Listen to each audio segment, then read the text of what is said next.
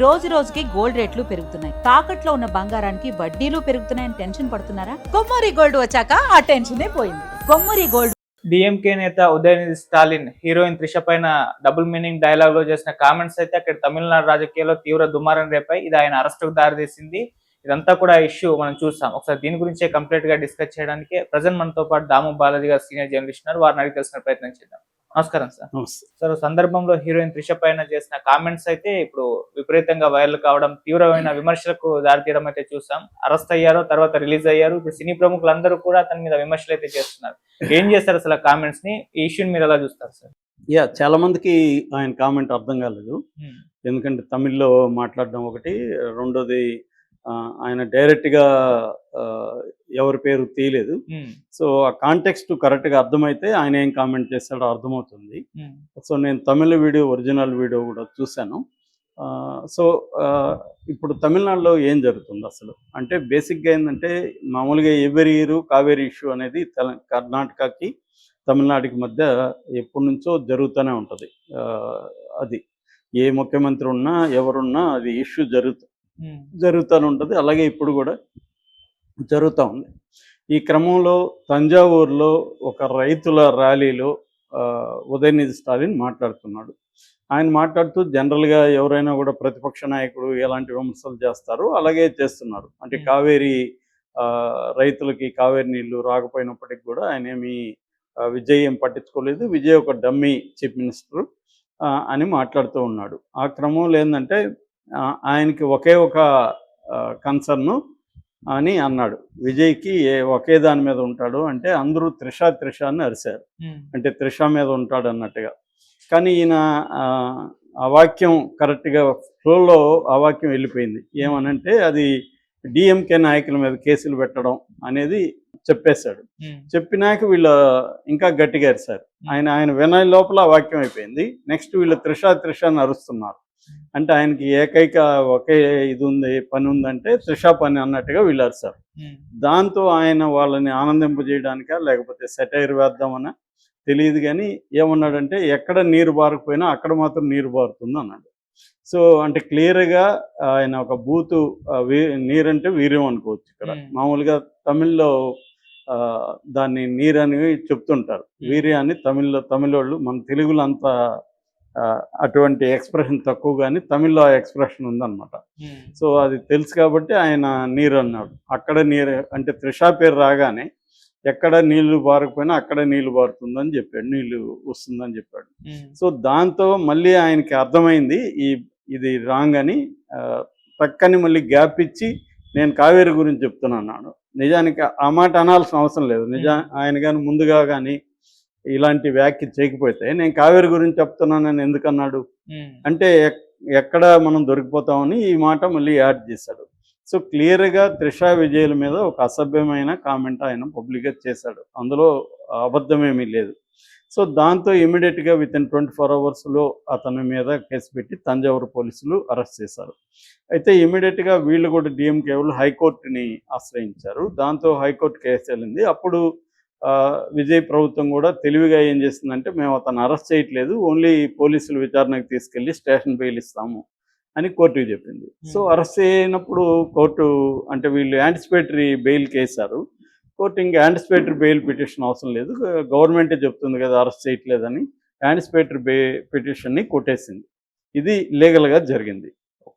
So ఇప్పుడు దీన్ని ఒప్పుకోవడానికి వాళ్ళకి ఒప్పుకుంటే మళ్ళీ పరుగు పోతుందని చెప్పి నేనేం మాట్లాడలేదు, నేను త్రిష పేరు ఎవరి పేరు తీయలేదు, నేను కావేరీ గురించి మాట్లాడాను తప్ప ఇంక దేని గురించి మాట్లాడలేదని అతను బొకాయిస్తున్నాడు. ప్రపంచానికి అంత తెలుసు, తమిళ వాళ్ళకి క్లియర్గా తెలుసు, ఎందుకంటే వాళ్ళకి కాంటెక్స్ట్ ఇవన్నీ తెలుసు కాబట్టి క్లియర్గా ఇతను వాళ్ళ త్రిష మీద విజయ్ మీద కలిసి ఒక అసభ్యమైన కామెంట్ అయితే చేశాడు. అది దొరికిపోయాడు కూడా. దాంతో ఇప్పుడు దాన్ని తప్పించుకోవడానికి కోసం విజయ్ మీద చేస్తున్నాడు. ఎందుకంటే విజయ్ ఎందుకు అరెస్ట్ చేశాడంటే, ఈ రోజు నుంచి అసెంబ్లీ ఉంది, అసెంబ్లీలో ప్రతిపక్ష నాయకుడు ఉంటే కావేరీ ఇష్యూ తల నొప్పి వస్తుంది, అందుకని అతన్ని జైల్లో పెట్టాలని విజయ్ అనుకున్నాడు అని చెప్తున్నాడు. విజయ్ అనుకుని ఉంటే ముందే కూడా కేసు పెట్టేవాడు కదా, ఈ కామెంట్ వచ్చిన తర్వాతే కదా కేసు పెట్టాడు. That is number 1. కేసు కూడా 3 చట్టాల కింద పెట్టారు. ఒకటేమో బిఎన్ఎస్, ఒకటి ఐటీ యాక్ట్, ఇంకొకటి వచ్చి అక్కడ ఉమెన్ని అబ్యూజ్ చేసేకి సంబంధించి తమిళనాడులో ఒక సపరేట్ స్టేట్ చట్టం ఉంది. ఈ 3 చట్టాల కింద ఆయన మీద కేసులు నమోదైనాయి. మామూలుగా అయితే ఇట్లాంటి చట్టాల్లో అరెస్టులు చేయరు ఎప్పుడు కూడా. కాకపోతే ఏంటంటే ఇక్కడ వీళ్ళు కూడా ఏంటంటే ఒక దీన్ని ఎక్స్పోజ్ చేయాలి, ఇతని కామెంట్లను ఎక్స్పోజ్ చేయాలి, జనాలకు తెలియాలి అన్న ఉద్దేశంతోనే అరెస్ట్ చేస్తున్నట్టు పోలీసులు ప్రకటించి, వాళ్ళకు కూడా తెలుసు ఇది కోర్టుకు వెళ్తుందని. అందుకని కోర్టులో ఏంటంటే ఇది మేము స్టేషన్ బెయిల్ ఇచ్చేస్తామని చెప్పారు. అంటే క్లియర్గా ఇక్కడ రాజకీయ ఎత్తులపై ఎత్తులు జరుగుతున్నాయి. దాని తర్వాత స్టాలిన్ కూడా వచ్చి విజయ్ని డమ్మీ సీఎం అని చెప్పి మళ్ళీ విమర్శించాడు. భయపడిపోతున్నాడు విజయ్ మాకని. అంటే క్లియర్గా డిఎంకే పైన, ముఖ్యంగా ఉదయనిధి స్టాలిన్ పైన దేశవ్యాప్తంగా ఈ విషయంలో వ్యతిరేకత వచ్చింది. ఎందుకంటే అతను ఇలాంటి ఒక థర్డ్ రేట్ క్రిమినల్స్ చేస్తున్న కామెంట్లు చేశాడు. ఒక ప్రతిపక్ష నాయకుడు, ఒక డిఎంకేకి ఎంతో చరిత్ర ఉన్న పార్టీ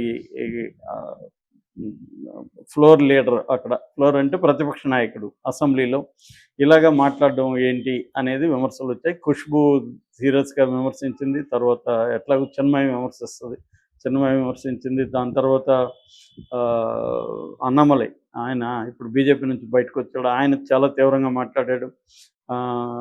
తర్వాత చాలామంది నాయకులు కూడా, స్టేట్ నాయకులు కూడా, బీజేపీ కూడా ఖండించింది.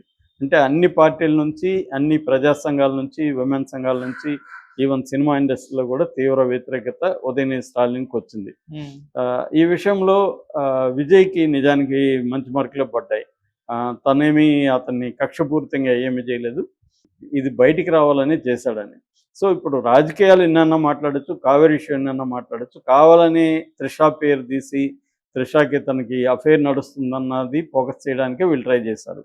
అక్కడ అంటే మనకు కూడా తెలిసి ఇక్కడ తెలుగు రాష్ట్రాల్లో కూడా ముఖ్యంగా వ్యక్తిగత అటాక్స్ చేయడం, బూతులు మాట్లాడడం, స్త్రీలని లాగడం ఇది జరుగుతుంది. అక్కడ కూడా అదే ఇష్యూ జరుగుతుంది.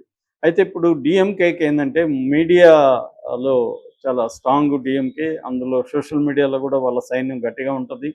అందుకని ఇప్పుడు విజయ్ త్రిష మీద మళ్ళీ వాళ్ళు కూడా బ్యాడ్ క్యాంపెయిన్ మొదలుపెట్టారు.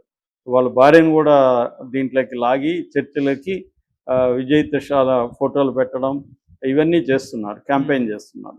సో ఇదంతా కూడా మనకి ఎట్లాగైతే వైసీపీకి బ్యాడ్ నేమ్ వచ్చిందో గతంలో, అదే కైండ్ ఆఫ్ బ్యాడ్ నేమ్ తెచ్చుకునే కాన్సెప్ట్ మనకి ఇప్పుడు డిఎంకే వాళ్ళు చేస్తున్నట్టుగా కనపడుతుంది. సో అదొక యాంగిల్ అయితే, రెండో యాంగిల్ విజయ్ కావేరీ విషయంలో విజయ్ మీద కూడా తీవ్ర విమర్శలు ఉన్నాయి.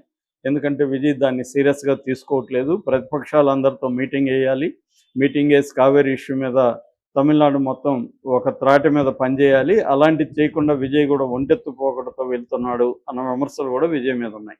ఎందుకంటే విజయ్కి ఒక ఛాన్స్ ఇచ్చారు, ఇచ్చినప్పుడు అతను దాన్ని ప్రజల సమస్యల మీద ఎలా స్పందించాలి అనేది లేకుండా అతను వెళ్తున్నట్టుగా తెలిసింది. ఆల్రెడీ అతనికి కోర్టులో కూడా 2-3 సార్లు కూడా తల బొప్పి కట్టింది. ముఖ్యంగా అక్కడ కరూరు తొక్కిసలాట్లో చనిపోయిన వాళ్ళకంతా ఉద్యోగాలు ఇవ్వడానికి కూడా కోర్టు ఆపేసింది. అంటే కొన్ని విషయాలు అనుభవం లేమి విజయ్లో క్లియర్గా కనబడుతుంది. అట్లాగే ప్రతిపక్షాలను ఎలా డీల్ చేయాలి అన్న క్లారిటీ కూడా విజయ్కి సరిగ్గా లేనట్టుగా మనకు కనబడుతుంది.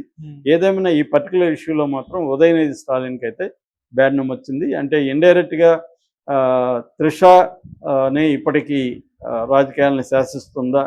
ఎందుకంటే మనకు ముందు నుంచి కూడా త్రిష వెనకుంటుందని అందరూ అనుకున్నారు. కానీ విజయ్ ప్రమాణ స్వీకారం రోజే సెకండ్ పవర్ సెంటర్ ఏది ఉండదని చెప్పాడు. ఆ రకంగానే త్రిష కూడా బయట వచ్చి ఏది కూడా ఆమె చేస్తున్నట్టు కానీ, ఆమె దగ్గరికి రాజకీయ నాయకులు వెళ్తున్నట్టుగా కానీ ఎక్కడా ఏమీ లేదు. ప్రైవేట్గానే ఉంది ఆవిడ. వీళ్ళే ఆమెని లాగుతున్నట్టుగా మనకు కనబడుతుంది. Okay sir, thank you so much.